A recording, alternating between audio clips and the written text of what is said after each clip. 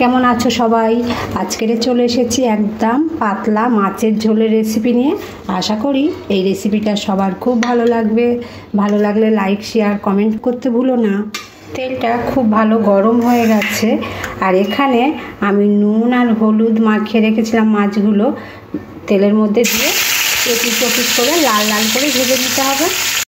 এখানে আমি এই চারা রুই মাছের 2 টুকরো নিয়েছি।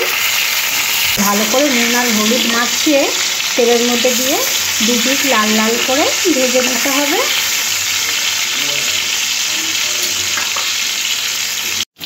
মাছগুলো 2 পিস লাল লাল করে ভেজে নিয়েছি, এবারে উঠিয়ে নেব।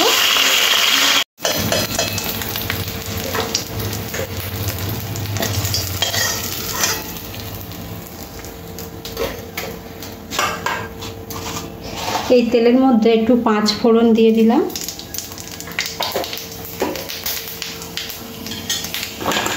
দিয়ে এবার সব সবজিগুলো তেলের মধ্যে দিতে হবে। এখানে ছোট ছোট 2খানা ঝিঙে, 1টা আলু আর 2খানা ডাঁটা আমি ভালো করে কেটে নিয়েছি।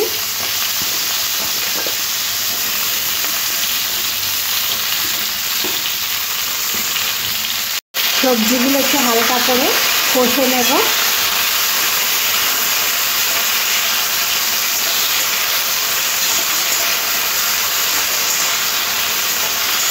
সবজিগুলো হালকা করে নাড়াচাড়া করে এইভাবে ভেজে নিতে হবে।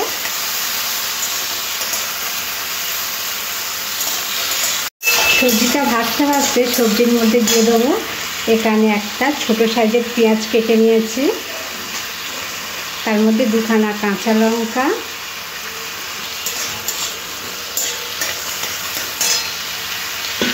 আর একটা ছোট দেখে টমেটো। সব ভালোভাবে সবজির সাথে একটু ভেজে নিতে হবে। এরপরে এই যে ছোট টুকরো আদা নিয়েছি, আদাটা একটু ঘষে দিয়ে দেব।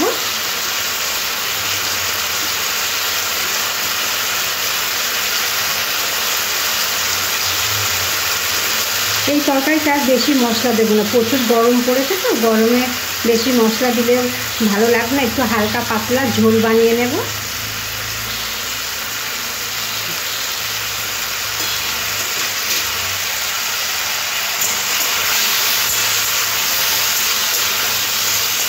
আদাটা দেওয়ার পরে একটু হলুদ গুঁড়ো দিয়ে দেব, একদম 1 চিমটি মতো লঙ্কার গুঁড়ো। বেশি ঝাল হলে গরমে ভালো লাগবে না।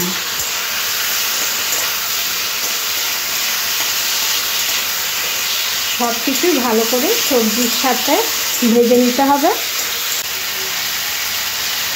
স্বাদ অনুযায়ী নুন, সব শেষে অল্প একটু চিনি।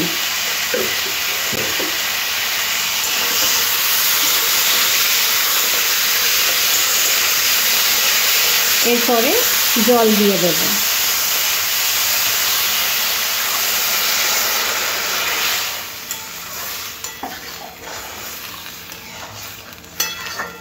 আর একটু জল দেব, এটা আমি একটু পাতলা ঝোল ঝোল বানাবো।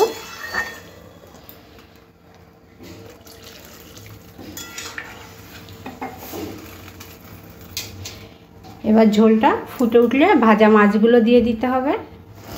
ঝোলটা ফুটে উঠেছে, ভাজা মাছ দুটো দিয়ে দিলাম, দিয়ে গ্যাসটা লোতে দিয়ে 10 মিনিট ঢাকা দিয়ে দেব।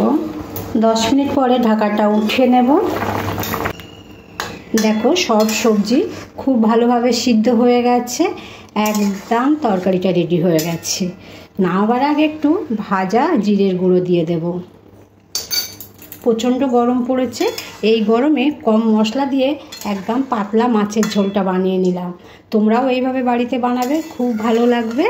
আর কেমন হলো অবশ্যই লাইক, শেয়ার, কমেন্ট করে জানাবেন।